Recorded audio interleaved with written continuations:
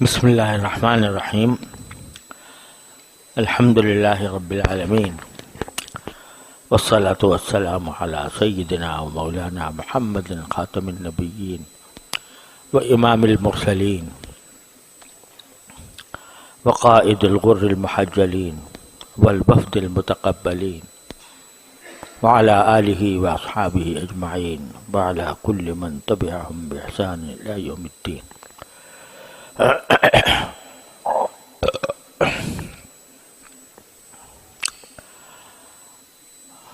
کافی عرصے سے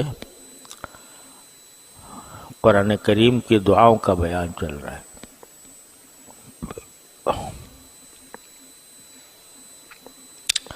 مقصد یہ ہے اس کا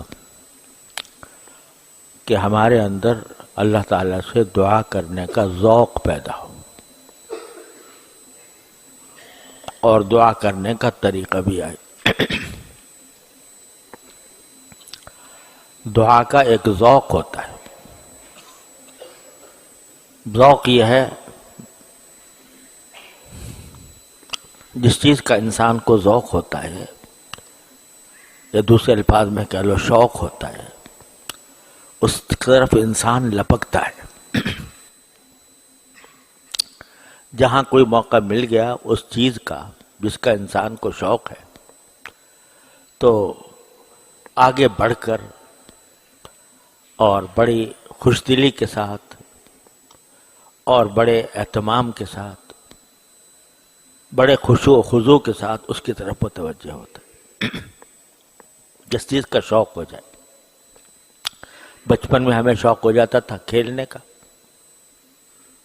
تو کھیلنے کے اندر بڑا مزہ آتا تھا، اور جب کھیل کا کوئی موقع آ جائے تو لپکتے تھے اس کی طرف۔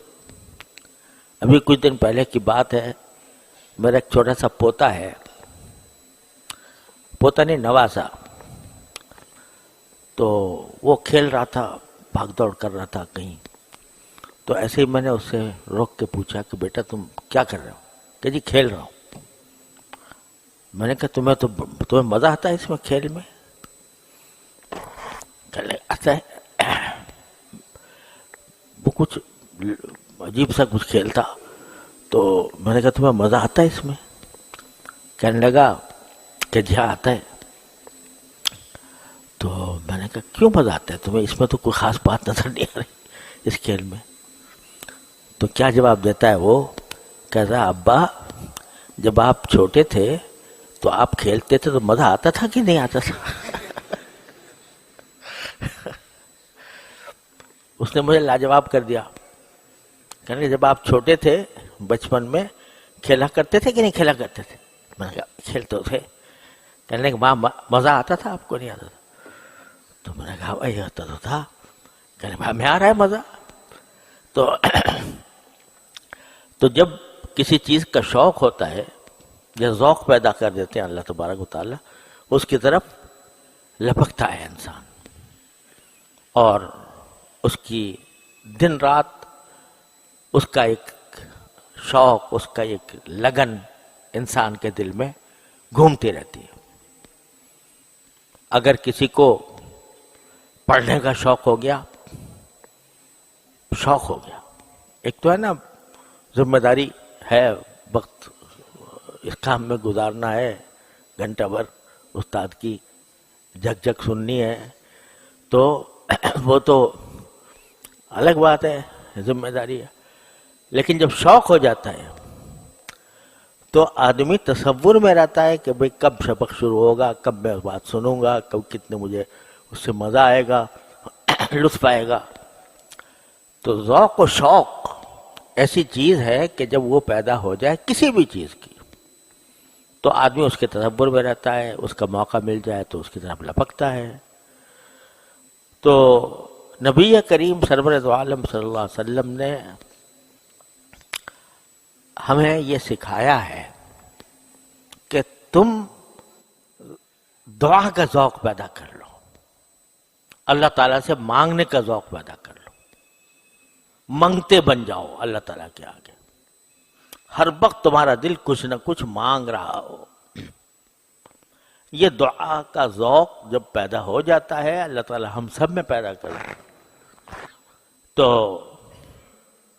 جب دعا کے لیے ہاتھ اٹھتے ہیں تو بند کرنے کو دل نہیں چاہتا جب یہ ذوق پیدا ہو جاتا ہے۔ ہم نے اپنے کئی اساتذہ کو دیکھا، کئی مشائخ کو دیکھا، ہاتھ جب اٹھ گئے بس چل رہے ہیں، یہ بھی مانگ رہے ہیں، وہ بھی مانگ رہے ہیں، ساری دنیا کی آخرت کی ساری نعمتیں، ساری بھلائیاں ایک ایک کر کے مانگے جا رہے ہیں، آدھے گھنٹے تک مانگ رہے ہیں۔ تو یہ ذوق بڑی چیز ہے، اور نبی کریم سرور عالم صلی اللہ علیہ وسلم نے ہمیں آپ کو یہ سکھایا ہے کہ بھئی جس زندگی کے جس مرحلے میں ہو اللہ سے کچھ نہ کچھ مانگو۔ یہ جو ادعیہ مسنونہ ہے نا، صبح کو اٹھ کے یہ مانگو، اور بیت الخلا جاؤ تو یہ مانگو، اور وہاں سے نکلو تو یہ مانگو، مدرسے میں مسجد میں جاؤ تو یہ مانگو، راستے میں یہ مانگتے چلے جاؤ، یہ دعا کا ذوق پیدا کرنا مقصود ہے۔ اور جب یہ پیدا ہو جاتا ہے تو پھر آدمی کا دل وہ ہر وقت کچھ نہ کچھ مانگ رہا ہوتا ہے اللہ تعالیٰ سے۔ جب یہ دل لگ جاتا ہے اللہ تعالیٰ کی طرف تو چاہے زبان سے کچھ بھی کہہ رہا ہو بندہ، کسی بھی مشغلے میں مشغول ہو، لیکن دل اس کا متوجہ ہوگا اللہ تبارک و تعالیٰ سے مانگنے کی طرف، اور یہ اللہ جل جلالہ تک پہنچنے کا بہترین، آسان ترین، مختصر ترین راستہ ہے، کثرت دعا۔ تو اس لیے قرآن کریم نے دعائیں سکھائی ہے، یا نبی کریم سرور عالم صلی اللہ علیہ وسلم نے جو مانگی ہیں، یا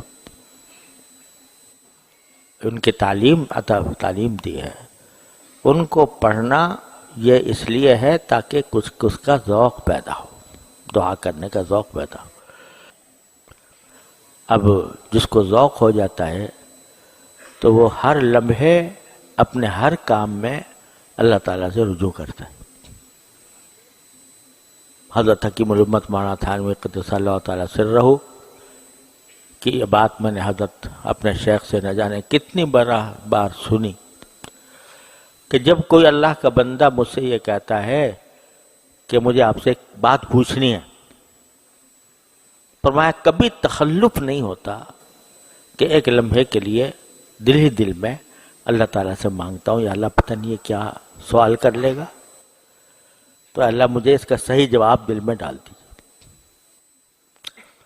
تو اپنی ہر قدم پر انسان جو ہے وہ حاجت کا بلندہ ہے، حاجتوں کا، ہر دم اس کو کوئی نہ کوئی حاجت درپیش ہے۔ تو جب بندہ اس بات کا عادی اور خوگر بن جائے کہ جو حاجت بھی ہوگی میں اللہ تعالیٰ کی طرف رجوع کر کے اس سے مانگوں گا، یا اللہ یہ میری حاجت پوری کر دے، کوئی کشمکش ہوگی یہ کروں یا یہ کروں، تو اللہ جل جلالہ کی طرف متوجہ ہو کر کہے گا یا اللہ اس میں جو بات صحیح ہو وہ دل میں ڈال دیجیے۔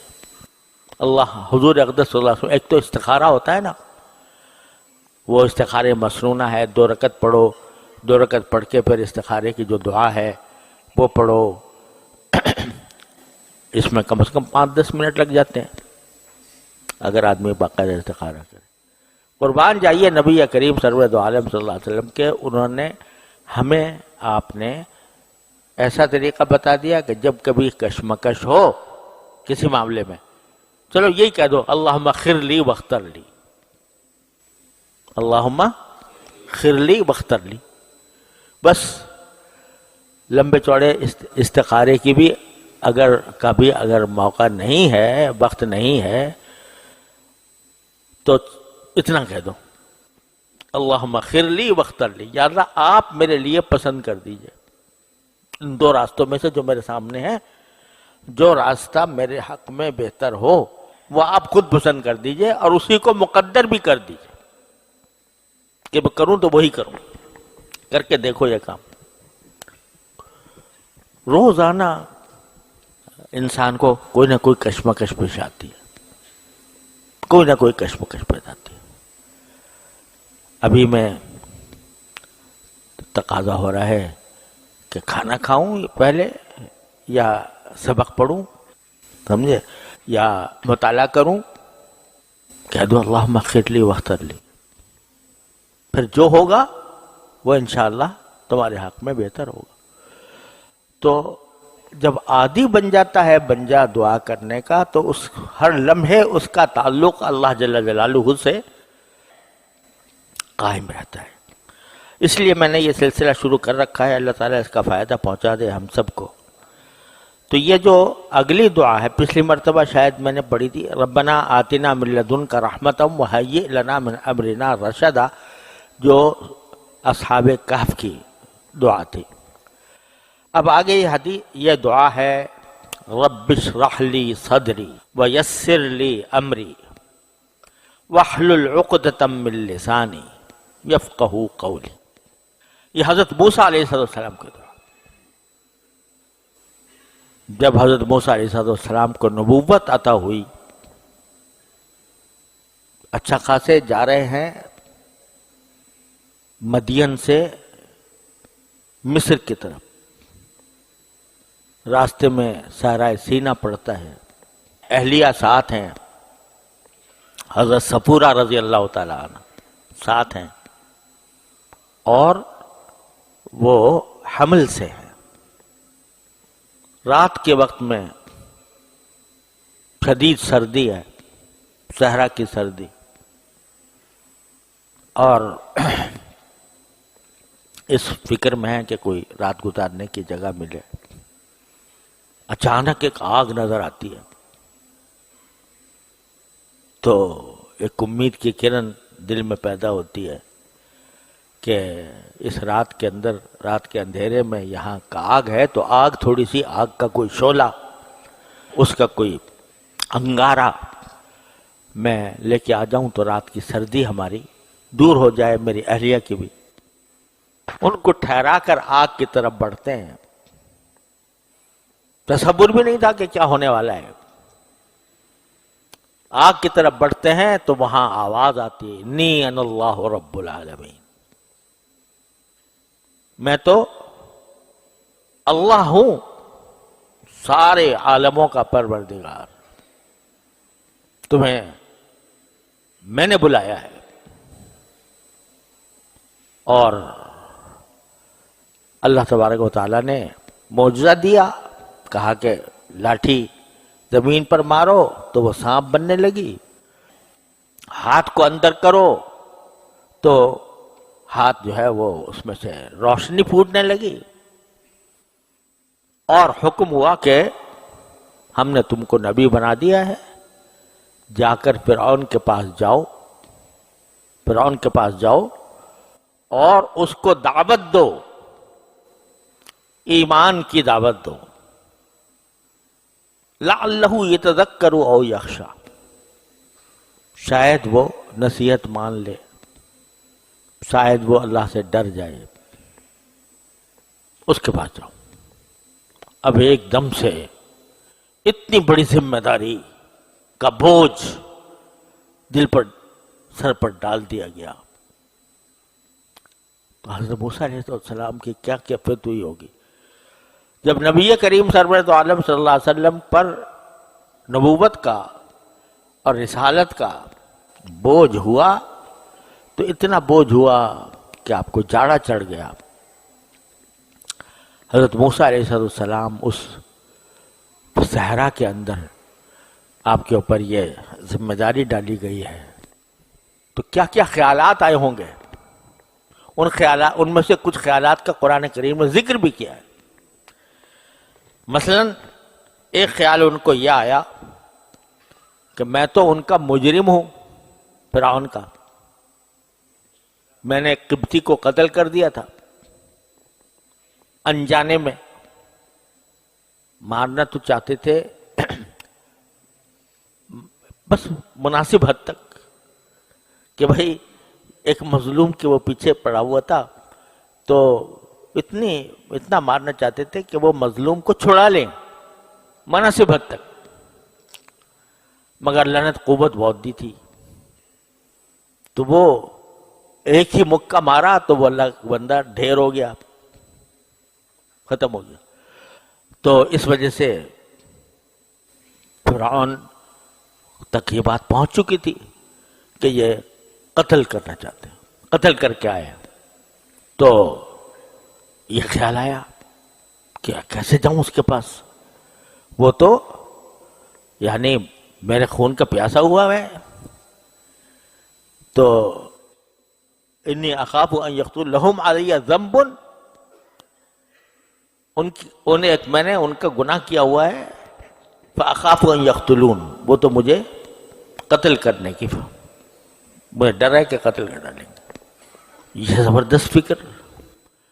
دوسرے، زبان کے اندر لکنت تھی ہلکی سی، اور لکنت بھی قرآن نے تو اتنا بتلایا ہے، لیکن روایتوں میں آتا ہے کہ جب فرعون نے، اللہ تعالیٰ نے فرعون کے گھر میں پرورش فرمائی تھی حضرت موسیٰ علیہ السلام کی، تو فرعون کی بیوی جو تھیں وہ تو بہت محبت کرتی تھیں، اور ہر وقت ان کی خواہش تھی کہ یہ ہمارے ہاں رہیں، ہم ان کو پالیں، لیکن فرعون کو ہر وقت ڈر لگا رہتا تھا کہ مجھے نجومیوں نے کہا ہے کہ ایک شخص پیدا ہوگا اور وہ تمہاری ہلاکت کا، تباہی کا باعث بنے گا۔ تو جہاں کوئی ایسی ہر بات ہوتی تھی حضرت موسیٰ علیہ السلام کی تو وہ اس کو ٹھٹک جاتا تھا، وہ بیوی سے کہتا تھا یار دیکھو یہ تو کچھ بہت ہی ذہین قسم کا آدمی ہے، لگ رہا ہے مجھے بچہ۔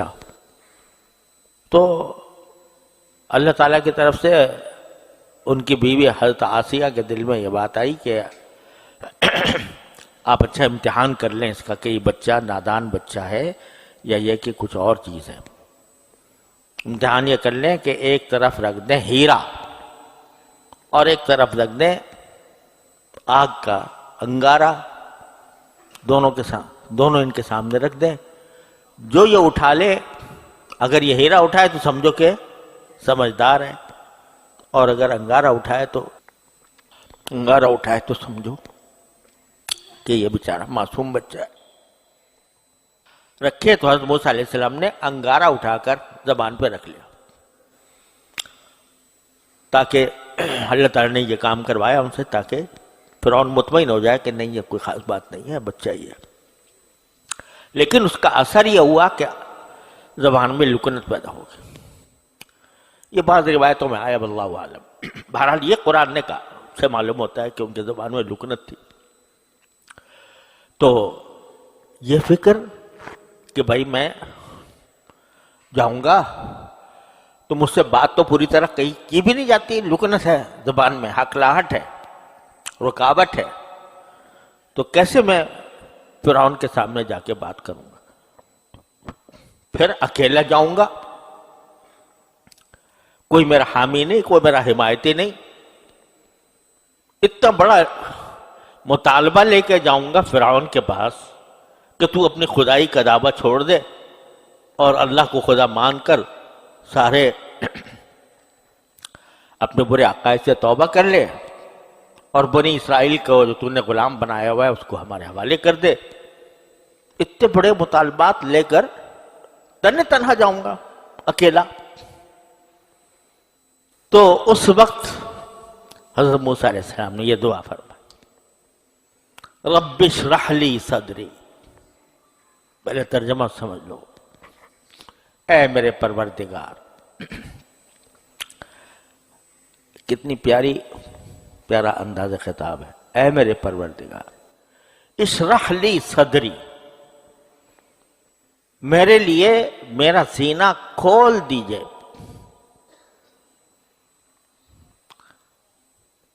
رب اشرح لی صدری ویسر لی امری، اور جو کام آپ نے میرے حوالے کیا ہے اس کو میرے لیے آسان فرما دیجئے۔ وَاحْلُلْ عُقْدَةً مِّن لِّسَانِي، اور میری زبان کے اندر جو گرہ پڑی ہوئی ہے، جو رکاوٹ ہے، اس کو کھول دیجئے، اس کو دور کر دیجئے۔ یفقہوا قولی، تاکہ وہ میری بات سمجھ لیں. وَاجْعَلْ لِي وَزِيرًا مِّنْ أَهْلِي، اور میرے گھر والوں میں سے ایک میرا وزیر بھی مجھے دے دیجیے، میرا معاون. وَاجْعَلْ لِي وَزِيرًا مِّنْ أَهْلِي ہارون اخی، میرے بھائی ہارون کو اشدد بہ ازری، اس کے ذریعے میری طاقت کو بڑھا دیجئے. وَأَشْرِكْهُ فِي أَمْرِي، اور ان کو میرے معاملے میں میرا بھی شریک بنا دیجئے، کہ جس طرح میں آپ کا پیغمبر ہوں، آپ نے مجھے پیغمبر بنایا، تو اس کو بھی پیغمبر بنا دیجئے، تاکہ ہم دونوں مل کے کیا کریں، کَيْ نُسَبِّحَكَ كَثِيرًا وَنَذْكُرَكَ كَثِيرًا إِنَّكَ كُنْتَ بِنَا بَصِيرًا. اب یہ عجیب بات دیکھو کہ مشن جو سونپا جا رہا ہے وہ کیا ہے؟ کیا ہے وہ؟ فرعون کے پاس جانا، اس کو دعوت دینا، اس کی اصلاح کی فکر کرنا، یہ ہے نا. اسی کے لیے ساری دعائیں ہو رہی ہیں، اسی کے لیے ہارون علیہ السلام کی معیت مانگی کہ تاکہ وہ میرے مدد کریں.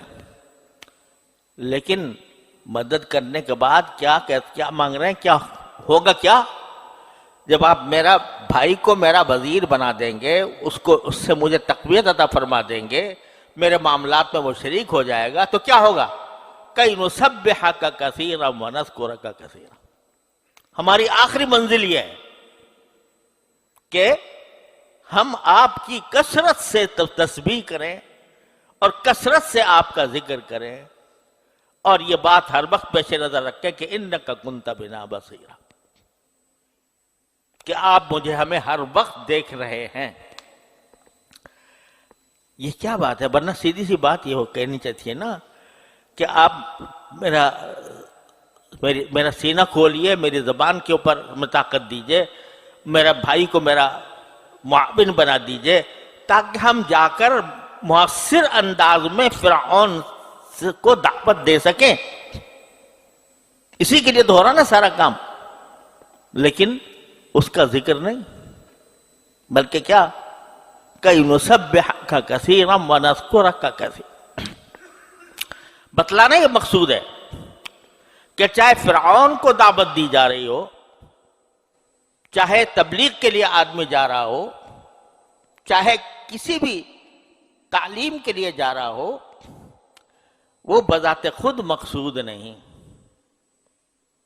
نہ تعلیم بذات خود مقصود، نہ تبلیغ بذات خود مقصود، نہ بادشاہ کی اصلاح بذات خود مقصود. مقصود اصلی یہ ہے کہ ہم آپ کی تسبیح اور آپ کا ذکر کثرت سے کریں، یعنی آپ کے ساتھ ہمارا تعلق مضبوط ہو جائے کہ چلتے پھرتے اٹھتے بیٹھتے چاہے کچھ کر رہے ہوں، چاہے فرعون کی اصلاح کر رہے ہوں، چاہے اس کا اپنے بنی اسرائیل کا دفاع کر رہے ہوں، چاہے ہم اپنے آپس میں دونوں بھائی مل کر عجیب مشن کے اوپر روانہ ہو رہے ہوں، لیکن ہمارا مقصود اصلی یہ ہے کہ آپ کے ساتھ ہمارا تعلق اتنا مضبوط ہو جائے کہ چلتے پھرتے اٹھتے بیٹھتے ہر آن ہم آپ کا کثرت سے تسبیح کریں اور کثرت سے آپ کا ذکر کریں. تو یہ اللہ تبارک و تعالیٰ نے ان کی زبان سے کہلوایا. ہمارے لیے سبق یہ ہے اس میں کہ ہم بعض اوقات راستے کو مقصود بنا لیتے ہیں، راستے کو مقصود بنا لیتے ہیں. علم حاصل کرنا فرض ہے، لیکن بذات خود مقصود نہیں. مقصود یہ ہے کہ اس کے علم حاصل ہونے کے بعد آدمی عمل کرے اس کا. تبلیغ، کسی کو دین کا پیغام پہنچانا یا تدریس بہت اچھا کام ہے، ثواب کا کام ہے، لیکن بذات خود مقصود نہیں. مقصود یہ ہے کہ اس کے ذریعے ہمارا تعلق بھی اللہ سے مضبوط ہو، اور جس کو ہم تبلیغ کر رہے ہیں، جس کو ہم پڑھا رہے ہیں، اس کا تعلق بھی اللہ سے مضبوط ہو. جہاد کر رہے ہیں تو جہاد یعنی لڑائی اپنی ذات میں مقصود نہیں، مقصود یہ ہے کہ اللہ تبارک و تعالیٰ کے حکم کی اطاعت میں اپنی جان قربان کرنے کے لیے تیار ہوں، اور تیار ہونے کے بعد اللہ تعالیٰ کے ساتھ ہمارا تعلق مضبوط ہو. یعنی جب جہاد کے میدان میں ہو اور موت کا آنکھوں کے سامنے نظر آ رہی ہو تو اس وقت بھی کیا کہیں کہ غدن نلقى الاحبہ محمدًا وصحبہ. حضرت بلال رضی اللہ تعالیٰ عنہ جہاد کے اندر، حضرت بلال مؤذن رسول اللہ صلی اللہ علیہ وسلم، جب جہاد کے اندر ایک ایسا موقع آیا کہ جہاں جان دینے کی بالکل آنکھوں کے سامنے تھا کہ بس اب جان جائے گی، تو کیا جملہ زبان پر آتا ہے؟ غدن نلقى الاحبہ محمدً وصحبہ. بس مزہ آ گیا، کل ہماری ملاقات ہوگی اپنے دوستوں سے، محمد صلی اللہ علیہ وسلم سے، اپنے حضور کے اصحاب سے. تو جو مقصود اصلی ہے کہ اللہ تبارک و تعالیٰ کے ساتھ تعلق اور جناب رسول اللہ صلی اللہ علیہ وسلم کی معیت، اس کی طرف دھیان ہے. تو یہ چیز جو ہے نا، یہ ہماری، چاہے ہم کسی بھی دین کے کسی شعبے میں کام کر رہے ہوں، تعلیم میں ہوں، تبلیغ میں ہوں، دعوت میں ہوں، سیاست میں ہوں، کہیں بھی ہوں، لیکن مقصود اصلی کیا ہے؟ کئی نسبحک کثیرا ونذکرک کثیرا انک کنت بنا بصیرا. اب ذرا اس دعا کے بارے میں جو الفاظ ہیں ان کو پر غور کرو. پہلی دعا کیا کی؟ رب اشرح لی صدری، اے اللہ میرے لیے میرے سینے کو کھول دیجئے کہہ لو، کشادہ کر دیجئے کہہ لو. اب بیچاری اردو زبان جو ہے نا وہ بڑی چھوٹی سی زبان ہے، اس کے اندر ہر مفہوم کو ادا کرنے کے لیے کوئی الگ لفظ نہیں ہوتا. تو نتیجہ یہ کہ ہم ترجمہ جب کرتے ہیں تو اسی محدود دائرے میں رہ کر کرتے ہیں. شرح یشرح شرحن عربی زبان میں، اس کا جب ترجمہ کرتے ہیں ہم تو کہتے ہیں کھول دے، کھولنا. اور بعض اوقات اس کے معنی کسی چیز کو وسعت دے دینا، لیکن دونوں لفظ اس کے پورے مفہوم کو ادا نہیں کرتے. شرح یشرح شرحن کے معنی یہ ہوتے ہیں کہ کسی چیز کے چھپی ہوئی صلاحیتوں کو وسعت کے ساتھ کھول کر پھیلا دینا. اتنی لمبی تشریح ہے اس کی، سمجھے نا؟ صرف کھولنا نہیں بلکہ اس کے اندر جو چھپی ہوئی صلاحیتیں ہیں ان صلاحیتوں کو خوب پھیلا کر، تفصیل کے ساتھ پھیلا کر کھول دینا. یہ جو ہوتا ہے نا بھئی کتاب، فلاں کتاب کی شرح کیا مطلب ہے؟ شرح ہونے کا معنی یہ ہے کہ جو کتاب کے اندر جو باتیں پوشیدہ ہیں اس میں اغلاق تھا، اس میں اختصار تھا، اور اس شرح نے آ کر اس کی چھپے ہوئے نکات کو، چھپے ہوئے خزانوں کو وسعت کے ساتھ کھول دیا، پھیلا دیا. یہ ہوتی شرح. تو جب یہ مانگا کہ میرے سینے کو کھول دیجئے تو کیا مانا؟ کہ اس سینے کے اندر جو اشکال ہے، ابہام ہے، اجمال ہے، اس کو کھول کر پھیلا کر کھول دیجئے کہ میرا بالکل پورا مکمل مجھے اطمینان حاصل ہو جائے. اسی کو اردو میں تعبیر کرتے ہیں شرح صدر ہو جانا. شرح صدر یعنی کسی بات پر اتنا اطمینان ہو جانا کہ اس میں دوسری جانب کا کوئی امکان باقی نہ رہے. اس کو شرح صدر کہتے ہیں. سمجھے نا؟ قرآن کریم فرماتا ہے الم نشرح لک صدرک. رسول کریم صلی اللہ علیہ وسلم پر اپنے انعامات کا ذکر کرتے ہوئے اللہ تبارک و تعالی نے فرمایا کہ کیا ہم نے تمہارا سینہ کھول نہیں دیا؟ کیسے کھولا؟ وحی آنے کے بعد، نبوت آنے کے بعد طویل زمانہ رسول کریم صلی اللہ علیہ وسلم پر ایسا گزرا ہے کہ سخت بے چینی میں آپ مبتلا تھے. بعض روایات میں آتا ہے کہ آپ فرماتے ہیں میں ایسے حالات سے گزرا ہوں، اس حالت میں کہ دل چاہتا تھا کہ میں پہاڑ پر چڑھ کر خودکشی کر لوں. ایسی بے چینی کا عالم، کیا وہ تصور ہم کر نہیں سکتے اس بے چینی کا جو رسول کریم صلی اللہ علیہ وسلم پر طائر ہوئی تھی. بعد میں اللہ تبارک و تعالی نے اس بے چینی کو دور کر کے سینہ کھول دیا. تو اس نعمت کو اللہ تعالیٰ بتا رہے ہیں الم نشرح لک صدرک، کیا ہم نے تمہارے سینے کو کھول نہیں دیا تھا؟ ووضعنا عنک وزرک الذی انقض ظہرک، اور تمہارے اوپر جو بوجھ تھا جس نے تمہاری کمر توڑ رکھی تھی وہ بوجھ ہم نے ہٹا دیا.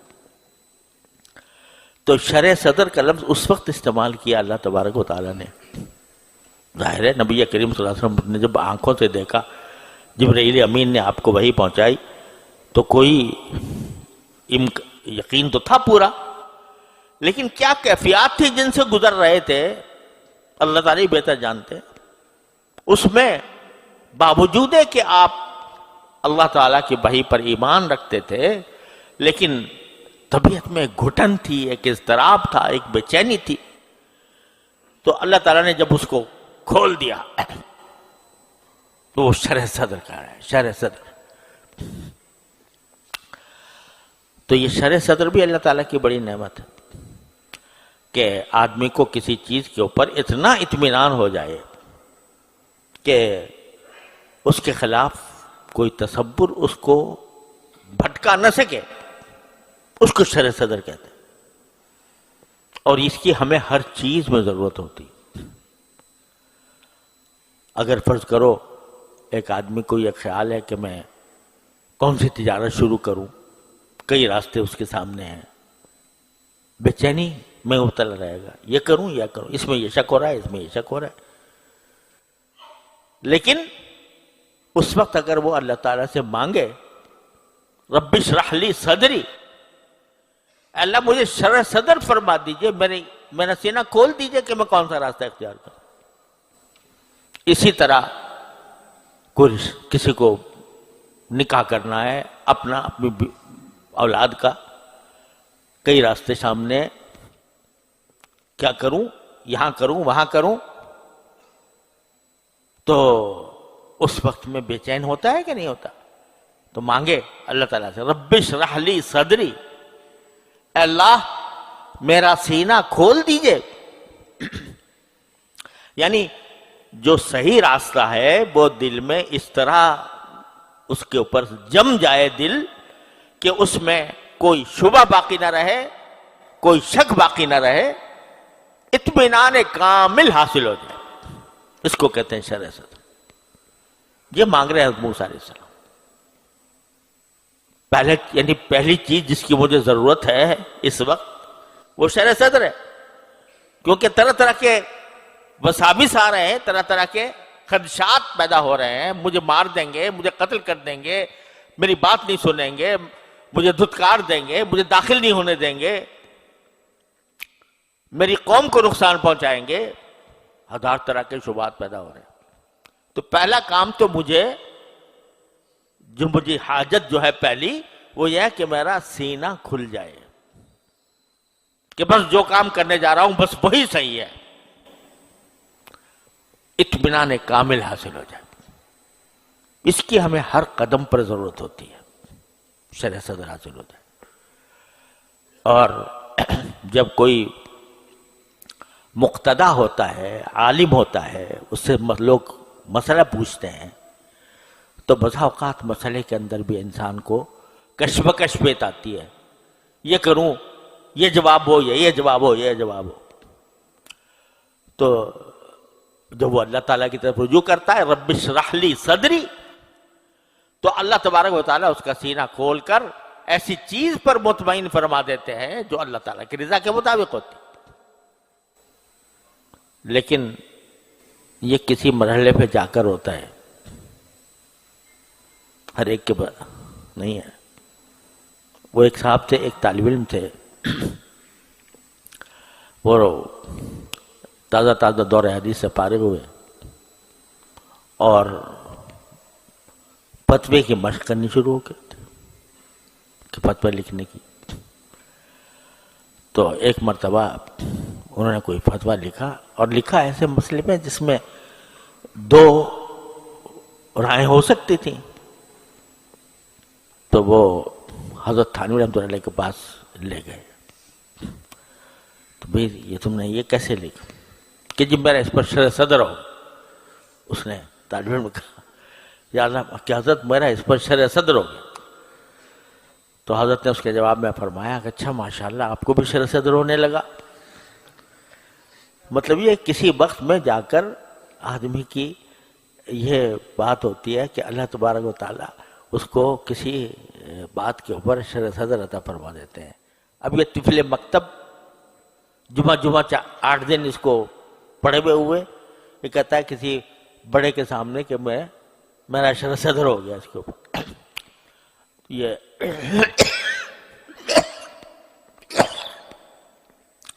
بعض اوقات جہل مرکب جو ہوتا ہے نا، جہل مرکب، تو اس میں بھی شرح صدر ہو جاتا ہے.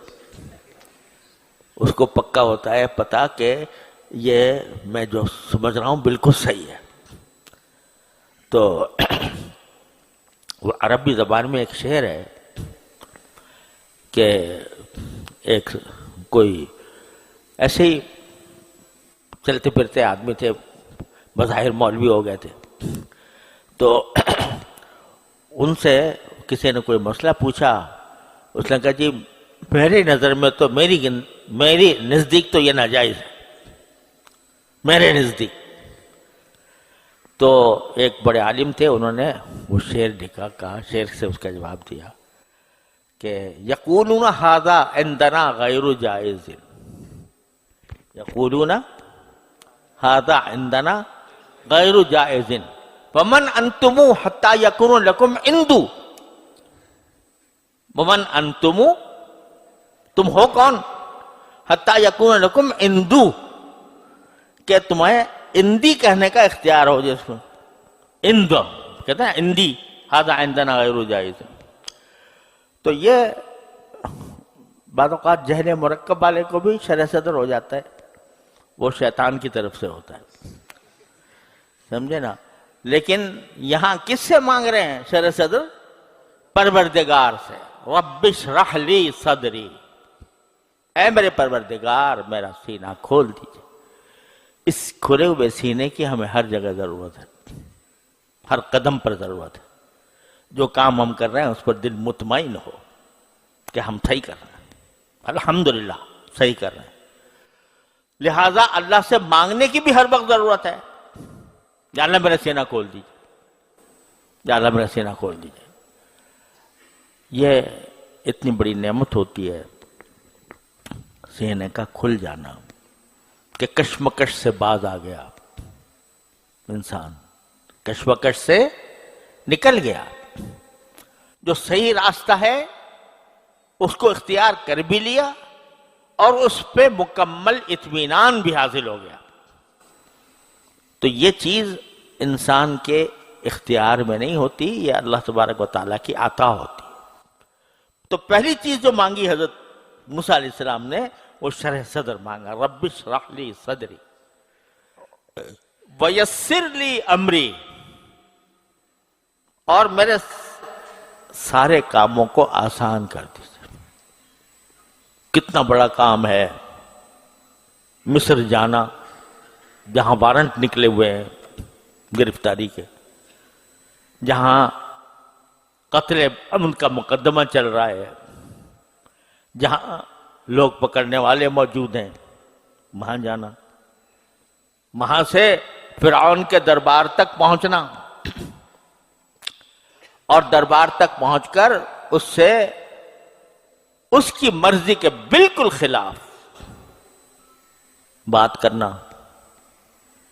کتنے ہر ایک کام ایک پہاڑ، لیکن کتنا بھی بڑا پہاڑ ہو، اللہ سے مانگنا یہی ہے کہ اللہ اس کو میرے لیے آسان کر دیجئے. رب بخش ویسر لی امری.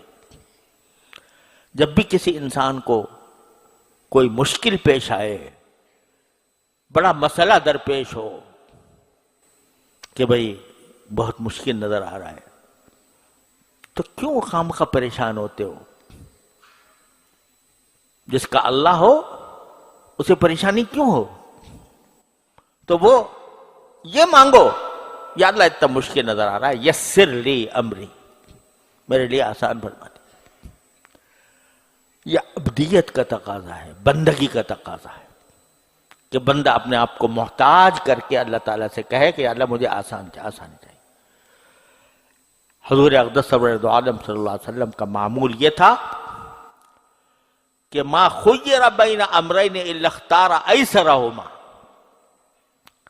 جب دو چیزوں میں آپ کو اختیار دیا جاتا کہ یہ چاہو یہ کر لو، یہ چاہو تو یہ کر لو، تو ان میں سے جو آسان چیز تھی وہ آپ اختیار فرماتے تھے. اب اگر دیکھو کوئی ایسے ہی جعلی پیر ہو، جعلی، تو وہ کیا کرے گا کہ ایسا مشکل راستہ اختیار کرے گا مرید، تاکہ یہ دیکھیں کہ دیکھو یہ اتنا بڑا مجاہد ہے اور اتنا بڑا یہ اتنے بڑے مشکل فیصلے اس نے کیے اور مشکل کام کر رہا ہے. لیکن سرکار دو عالم صلی اللہ علیہ وسلم کیا فرماتے ہیں کہ نہیں، میں تو آسانی کا اختیار کرتا ہوں. یہ بندگی کا تقاضا ہے. اللہ میاں کے سامنے طاقت نہیں جتانی، اللہ میاں کے سامنے اپنے آپ کو طاقتور ظاہر نہیں کرنا. اللہ تعالیٰ کے سامنے تو بندگی ہے، عاجزی ہے، عجز و نیاز ہے، سر جھکانا ہے. یا اللہ میرے بس کا نہیں ہے، آپ آسان کریں گے تو ہو جائے گا. آپ کی آسان کیے بغیر کوئی کام نہیں ہو سکتا.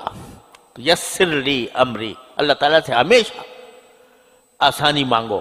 اللہم الطف بی فی تیسیر کل عسیر فإن تیسیر کل عسیر علیک یسیر. یہ دعا سے کہے رسول کریم کہ اے اللہ میرے ساتھ مہربانی فرمائیے، ہر مشکل کام کو آسان بنا دیجیے. تو بندگی کا تقاضا یہی ہے کہ وہ آسان راستے کو اختیار کرے. مسجد جانا ہے، اب ایک راستہ یہ ہے کہ لمبا چل کے جائے، اور ایک راستہ یہ ہے کہ گاڑی میں بیٹھ کے آ جائے. سمجھے؟ اگر واک کرنی ہے تو خیر ورزش کرنی ہے، یا یہ کہ یہ خیال ہے کہ بھئی میرے نشانے قدم گنے جائیں گے اللہ تعالیٰ کے ہاں. لیکن اپنے آپ پر زبردستی کر کے نہ دنیا کا فائدہ مقصود ہے، نہ قدم گنے جانے کا فائدہ مقصود ہے. یہ دکھانا مقصود ہے کہ بھئی میں تو اتنا مشکل کام، جب دو راستے ہیں تو میں مشکل کام اختیار کروں. یہ سنت کے خلاف. سنت یہی ہے کہ آدمی اپنے لیے آسانی کا راستہ تلاش کرے. تو وَيَسِّرْ لِي أَمْرِي، ہر بات میں بندے کو چاہیے کہ اللہ تعالیٰ سے آسانی مانگے. اور وَحْلُلْ عُقْدَةً مِّن لِّسَانِي، اے اللہ میری زبان سے گرہ کھول دیجیے. وہاں تو حقیقی گرہ تھی، لکنت تھی. حضرت موسیٰ علیہ السلام کی زبان مبارک میں تھوڑی سی رکاوٹ تھی، لیکن ایک رکاوٹ ظاہری ہوتی ہے اور ایک معنوی ہوتی ہے. یعنی بظاہر زبان کے اندر کوئی کوئی رکاوٹ نہیں ہے، لیکن بولا نہیں جا رہا، بولا نہیں جا رہا تو رکاوٹ معنوی کھڑی ہو گئی۔ ہم جتنے یہ جب بعض تقریر کرنے والے ہیں نا، یہ بعض اوقات اس گھمنڈ میں آ جاتے ہیں کہ ہم نے بڑی اچھی تقریر کی، ہم نے بڑا اچھا بیان کیا، ہم نے لوگوں کو مسحور کر دیا، ارے بھائی ہمارے بیان میں تو لوگ رو رہے تھے، گریہ تاری تھا، وغیرہ وغیرہ۔ لیکن یہ سب اللہ جل جلالہ کی عطا ہوتی ہے۔ اگر کسی وقت وہ عطا واپس لے لیں، مجال ہے کہ کچھ بول سکو، مجال ہے کہ کچھ کہہ سکو۔ یہ جو زبان ربا ہو جاتی ہے، یہ اللہ تعالیٰ زبان کی گرہ کو کھول دیتے ہیں۔ اگر ان کی طرف سے گرہ ڈال دی جائے تو ہزار مضمون بھی تمہارا آ رہا ہو، کوئی لفظ چلے گا نہیں۔ وَاحْلُلْ عُقْدَةً مِّن لِّسَانِي۔ پھر آخر میں یفقہوا قولی، کہ میری زبان کھل بھی گئی اور میں نے خوب اچھی طرح دعوت بھی دے دی، لیکن ان کے دل میں نہ اتری، تو اللہ ان کے ایسا بنا دیجئے کہ وہ میری بات کو سمجھ بھی لیں، ان کے دل میں بھی اتر جائے۔ یہ ہے دعا حضرت موسیٰ علیہ السلام کی۔ اور جیسے میں نے عرض کیا کہ بزرگ بتاتے ہیں کہ بھئی جب کسی کو بیان کرنا ہو، کسی کو کوئی درس دینا ہو تو اس سے پہلے یہ پڑھنا چاہیے، لیکن صرف اسی کے ساتھ مخصوص نہیں ہے۔ جہاں بھی کوئی آدمی کسی کشمکش کا شکار ہو، یہ کام کروں کہ نہ کروں، تو اللہ تعالیٰ سے شرح صدر مانگے، رب اشرح لی صدری ویسر لی امری۔ خلاصہ یہ کہ جو حاجت ہو، جو مسئلہ درپیش ہو، جو مشکل درپیش ہو، تو ایک مومن کا راستہ یہ ہے کہ وہ رجوع اللہ، اللہ تعالیٰ کے رجوع کرے۔ اسی کو انابت کہتے ہیں، اسی کو اخبات کہتے ہیں۔ منیبین الیہ، اللہ یجتبی الیہ من یشاء ویہدی الیہ من ینیب۔ اسی کو مخبت کہا جاتا ہے، مخبتین، جو کثرت سے اللہ تبارک و تعالیٰ کی طرف رجوع کرنے والا ہو، اللہ تعالیٰ کے ساتھ تعلق رکھنے والا ہو، ہر چیز اللہ تعالیٰ سے مانگتا ہو، وہ ہے منیب۔ ان فی ذلک لآیات لکل عبد منیب۔ جب بندہ اللہ تعالیٰ کی طرف رجوع کر لیتا ہے اور رجوع کا عادی بن جاتا ہے تو اس کے اوپر علوم وارد ہوتے ہیں، اس کے اللہ تبارک و تعالیٰ اس کو ایسے علوم عطا فرماتے ہیں، ایسے معارف عطا فرماتے ہیں کہ جو کبھی اس کے تصور میں بھی نہیں آئے تھے۔ اللہ تعالیٰ اپنے فضل و کرم سے، اپنے رحمت سے ہم سب کو رجوع اللہ کی توفیق عطا فرمائے، اور اپنا ہر کام، اپنی ہر حاجت اللہ تعالیٰ سے مانگنے کی توفیق عطا فرمائے، ہمیں اللہ تعالیٰ اپنا منگتا بنا۔ اللہم صلی علی سیدنا محمد کما صلیت علی ابراہیم وعلی آل ابراہیم۔ یا اللہ اپنے فضل و کرم سے ہمارے تمام گناہ کو معاف فرما دے، چھوٹے تمام ہر طرح کے چھوٹے بڑے اگلے پچھلے خفیہ علانیہ ہر طرح کے گناہوں کو معاف فرما۔ اے اللہ ہمارے اعمال و اخلاق کی اصلاح فرما دے۔ یا اللہ ہمیں کثرت سے اپنے طرف رجوع کرنے والا بنا دے۔ یا اللہ اپنے منیب بندوں میں شامل فرما لے۔ یا اللہ اپنے منیب بندوں میں شامل فرما لے۔ یا اللہ اپنے منیب بندوں میں شامل فرما لے۔ یا اللہ آپ نے فرمایا اللہ یجتبی الیہ من یشاء ویہدی الیہ من ینیب۔ اے اللہ ہمیں ان بندوں میں شامل فرما لے جن کا آپ نے اس آیت میں ذکر فرمایا۔ یا اللہ اپنے رحمت سے ہر طرح کے شر سے، فتنے سے، گناہوں سے، معصیتوں سے، منکرات سے ہماری، ہمارے گھر والوں، متعلقین سب کی حفاظت فرما۔ یا اللہ ہمیں گناہوں سے بچنے کی توفیق عطا فرما۔ یا اللہ تمام حاضرین اور حاضرات کو ان کے تمام جائز مقاصد میں کامیابی عطا فرما، سب کی پریشانیاں دور فرما دے۔ یا اللہ پاکستان و عالم اسلام کی حفاظت فرما۔ یا اللہ یہاں پر حق کا بول بالا فرما۔ یا اللہ ہر طرح کے شر سے ہمارے عالم اسلام کو محفوظ فرما۔ یا اللہ بھارت کے مسلمان طرح طرح کی مشکلات کا شکار ہیں، کشمیر کے مسلمان بہت مصیبت میں ہیں، اے اللہ اپنے رحمت سے اپنے فضل و کرم سے ان کو اللہ کفار سے نجات عطا فرما، ان کے ظلم و ستم سے نجات عطا فرما۔ ربنا تقبل منا انك انت السميع العليم وتب علينا انك انت التواب الرحيم، وصلى الله تعالى على خير خلقه سيدنا مولانا محمد وعلى آله واصحابه اجمعين، آمين برحمتك يا رب۔